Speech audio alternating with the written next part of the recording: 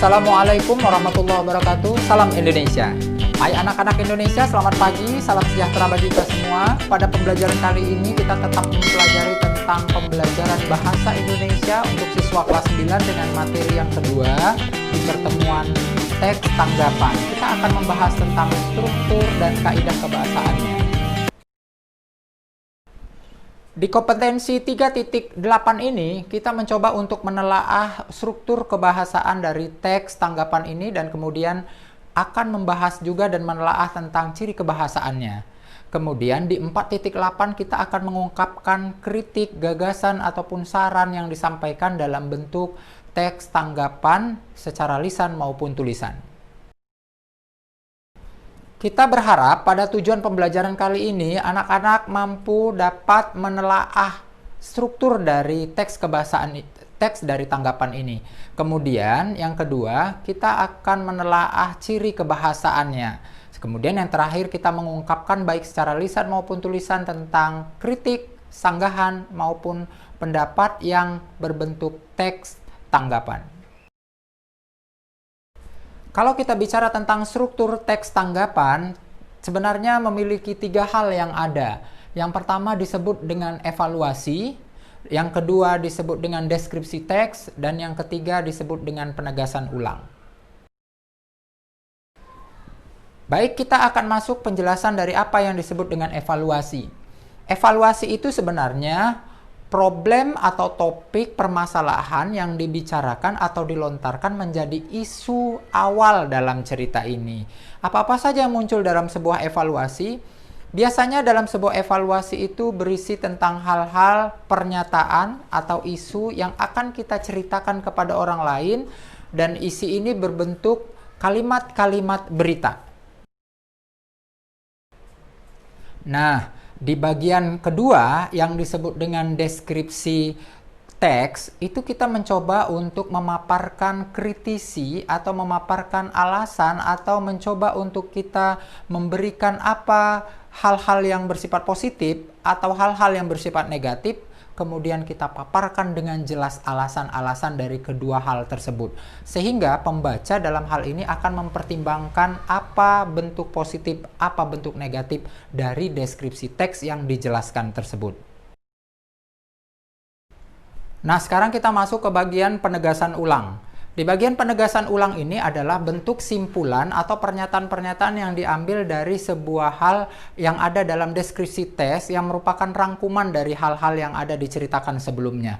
Nah, biasanya dalam penegasan ulang ini adalah sikap penulis disampaikan secara nyata keberpihakannya antara A atau ke B, atau antara pernyataan dia positif dengan negatif. Tetapi boleh saja di dua bagian ini penulis menyampaikan paparan keduanya. Tidak ada masalah. Yang pasti di sini adalah di bagian penegasan ulang adalah merupakan simpulan dari apa yang ada dalam teks tersebut.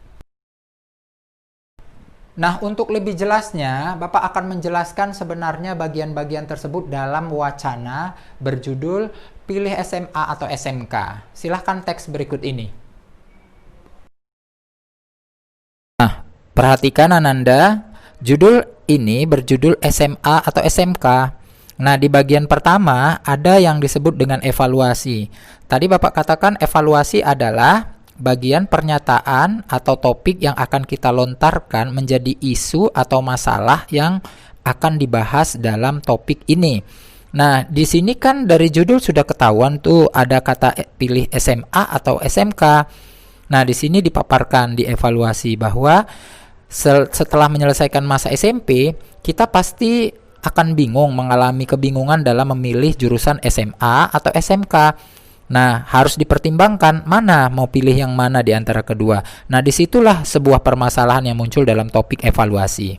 Sekarang kita di bagian deskripsi teks. Apa-apa saja yang ada dalam deskripsi teks, sesuai dengan tadi penjelasan oleh Bapak, dipaparkan bahwa deskripsi teks itu bisa berisi tentang pernyataan setuju atau pernyataan tidak setuju, menolak atau pernyataan memberikan pernyataan setuju. Nah, di sini memilih sekolah SMA akan memudahkan kita untuk memasuki bangku perkuliahan. Nah, di sini dia menceritakan hal-hal positif kalau kita memilih SMA. Misalnya ketika SMA di jurusan IPS, kita bisa berkaitan dengan ilmu IPS. Begitu juga dengan IPA dan bahasa, begitu juga sesuai dengan jurusannya. Tapi kalau kita milih SMK, maka lulusan itu langsung mencari pekerjaan sesuai dengan jurusan yang kita pelajari. Nah, disinilah bentuk perbandingan, mereka mencoba membandingkan antara SMA dengan SMK. Jika dilihat dari segi praktek lapangan, SMA itu lebih teori. Nah, di sini kita sudah menceritakan deskripsi teks yang negatif atau yang lebih tidak setuju kalau kita memilih SMA. Kalaupun ada praktek, itu hanya untuk mata pelajaran tertentu saja yang membuktikan praktek. Tetapi kalau SMK itu diberikan fokus kegiatan praktek dibanding teori. Malah SMK juga dapat melanjutkan ke perguruan tinggi. Disinilah di paragraf ketiga ini kita mencoba membuat bahwa SMK itu ada nilai lebihnya ternyata. Dipaparkan bahwa dia selain juga mengajarkan tentang praktek-praktek, dia juga bisa melanjutkan ke perguruan tinggi. Tetapi jurusannya hanya tertentu saja. Nah, di sini lulusan SMA dapat memberikan jurusan sesuai dengan bidangnya. Dalam dunia SMK akan lebih mudah mencari pekerjaan, sedangkan SMA akan sulit memilih pekerjaan karena dia bersifat umum. Nah, ini berarti di teks deskripsi bagian paragraf kedua, dia menceritakan kelebihan SMA, sementara di paragraf berikutnya, dia menceritakan kelebihan dari SMK. Sekarang kita masuk ke bagian penegasan ulang. Nah, di bagian penegasan ulang itu ditegaskan bahwa ada pertimbangan dari lulusan SMK yang langsung bekerja tapi juga dapat kuliah. Hanya saja dalam memilih program di perguruan tinggi dia terbatas pada keahliannya saja. Kalau SMA dapat memilih kuliah apapun yang diinginkan asalkan sesuai dengan jurusan kita ketika di SMA. Itulah dia sebuah penegasan ulang, bahwa penegasan ulang adalah sebuah simpulan. Jadi di bagian ini penulis bisa memiliki keberpihakan antara memilih SMA atau SMK. Itu tergantung alasan paparan. Sepertinya di penegasan ulang ini penulis itu memaparkan dua alasan yang sama. Dia juga boleh pilih SMK, juga dia bisa memilih SMA. Tetapi karena di sini sepertinya penulis itu lebih condong ke lebih milih SMK karena seharusnya dari deskripsi teks yang pertama dia menceritakan SMA dulu baru dia menceritakan kelebihan SMK. Tetapi di sini penulis lebih berpihak ke SMK karena katanya selain langsung dapat bekerja tapi dia juga dapat kuliah, hanya saja memiliki program studi dan yang terbatas. Nah, walaupun di sini tidak jelas tampak bahwa penulis itu berpihak langsung kepada SMK, tetapi di sini jelas bahwa ada unsur-unsur subjektivitas yang terpengaruh terhadap keputusan-keputusan penulis terhadap pembacanya, sehingga pembaca nanti bisa memutuskan sendiri dari apa yang ada dalam teks tersebut. Baik Ananda, sekarang kita masuk ke bagian ciri-ciri kebahasaan dari teks tanggapan ini.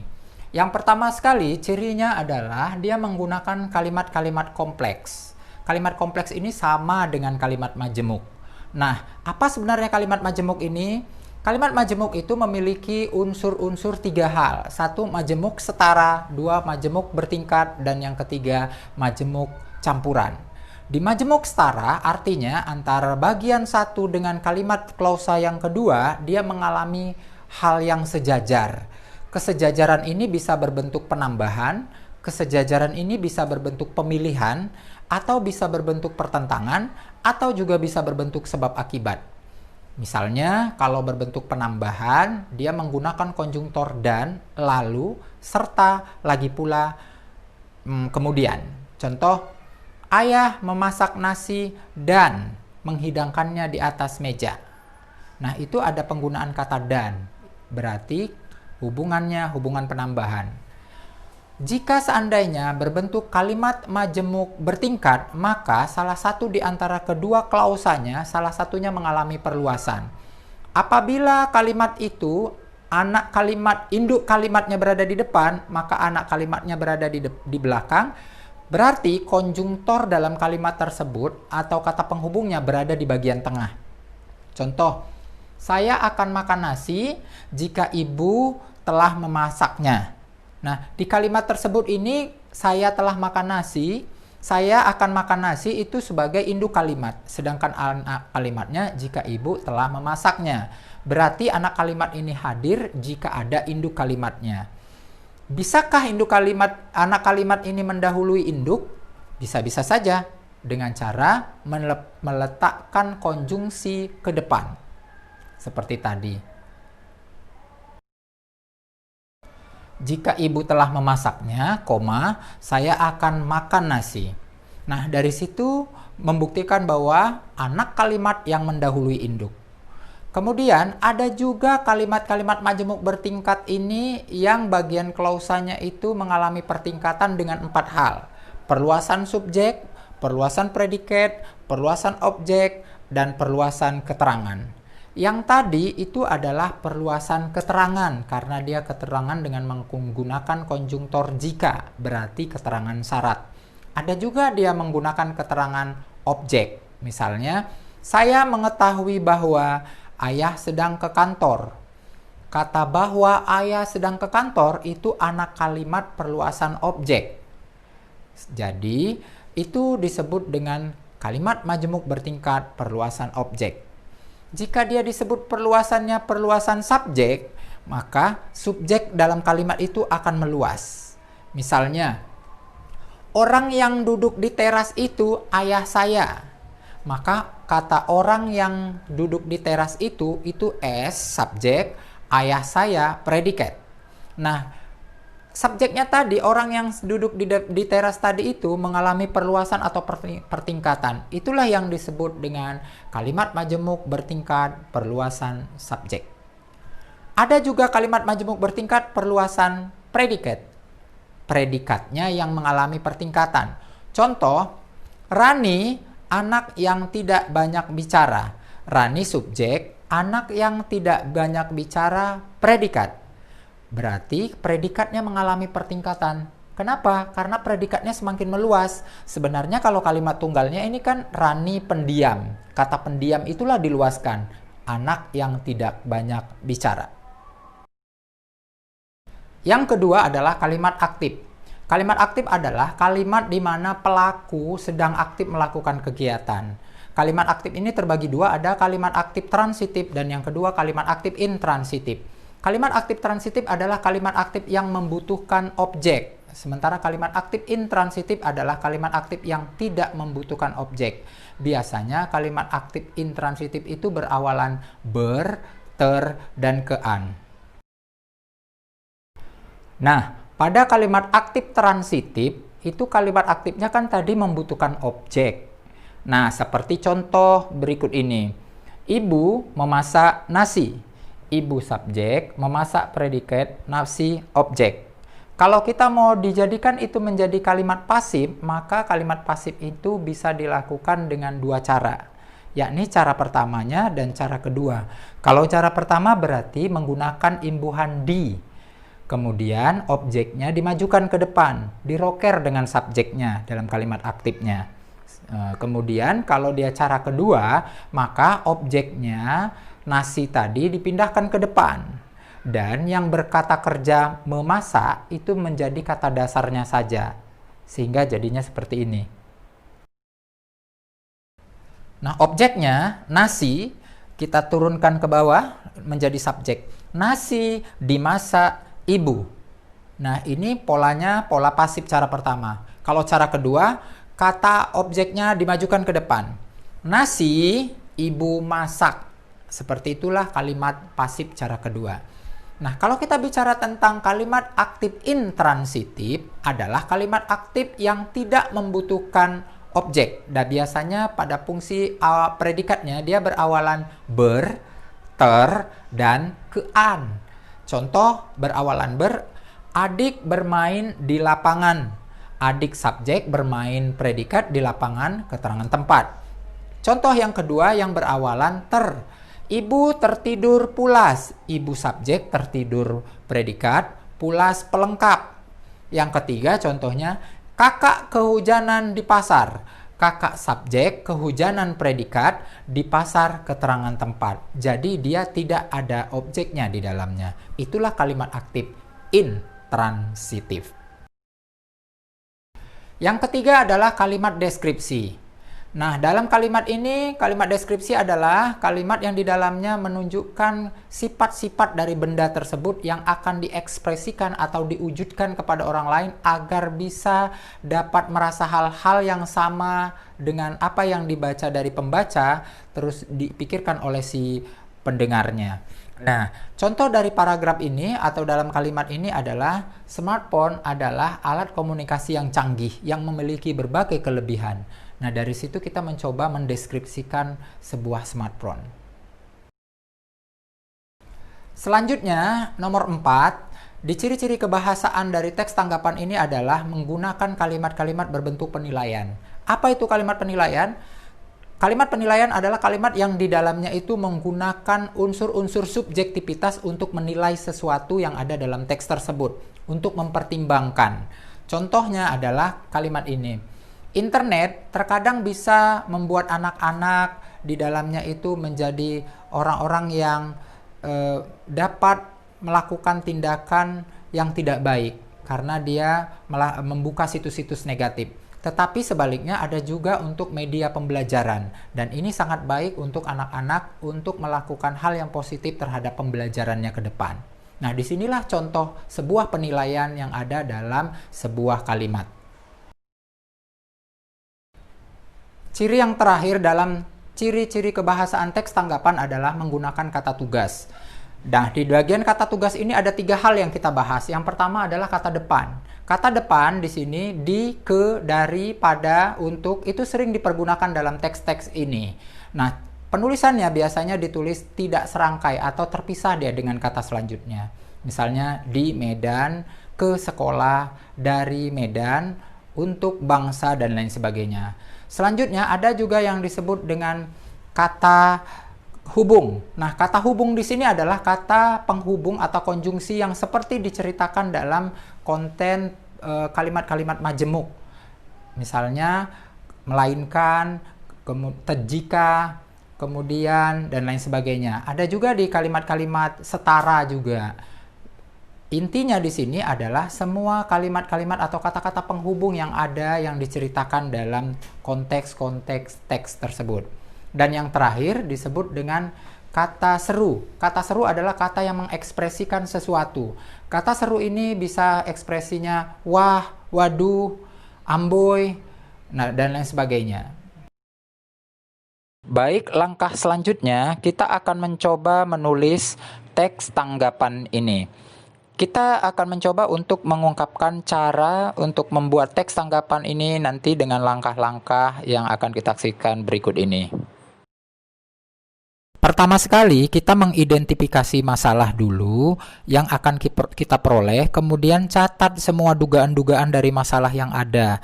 Baru kita mencari informasinya dan kita membuat ringkasan-ringkasan dulu. Tetapi kita pahami dulu permasalahan yang ada secara mendalam. Baru setelah itu kita mencoba untuk menghubungkan informasi-informasi yang ada dalam pandangan-pandangan mengenai masalah yang ada. Barulah kita coba menganalisis dan mencari pemecahannya, apa solusinya. Nah, dari situ kita baru bisa menulis. Kita mencoba menyusun teks tanggapan kritis itu berdasarkan analisa dari apa yang kita ambil pada bagian pertama, kedua, dan ketiga. Setelah itu kita akan memberikan penilaian. Nah, di bagian penilaian secara menyeluruh ini terhadap masalah-masalah yang ada, kita mencoba untuk memberikan hal-hal yang positif dan negatif dari permasalahan itu. Baru kita menyusun teks tanggapan kritis berdasarkan struktur yang 3 tadi, evaluasi, deskripsi teks, dan penegasan ulang. Nah, baik, sekarang langkah selanjutnya Bapak ingin memberikan tugas kepada kalian untuk menganalisis dan membuat sebuah teks tanggapan. Langkah pertama adalah coba cari kalian sendiri tentang teks yang hal-hal yang berkembang di sekitar kita. Misalnya sekarang karena kita dalam masa pandemi, kira-kira masalah yang muncul adalah kasus-kasus atau peristiwa-peristiwa COVID yang sedang berlangsung saat ini yang meresahkan oleh masyarakat. Yang sampai saat ini belum terselesaikan dengan baik, ada pro dan kontranya. Nah, di sini akan kita bahas menjadi satu topik permasalahan. Ananda, jika kalian sebagai penulisnya, tolong lebih jeli kalian memberikan apa positifnya, apa negatifnya di bagian deskripsi teksnya. Sementara nanti di bagian penegasan ulang, kalian mencoba memberikan rangkuman dari situ dan usahakan kalian memberikan sikap terhadap hal tersebut agar tanggapan kritis dalam teks ini kalian mencoba untuk memberikan solusinya. Oke? Baik Ananda, demikian tadi pembelajaran kita kali ini. Bapak sangat senang sekali kalian sudah belajar dan berusaha mendengarkan apa yang Bapak jelaskan tadi. Mudah-mudahan bermanfaat untuk kita semua dan Bapak akhiri. Assalamualaikum warahmatullahi wabarakatuh. Salam Indonesia.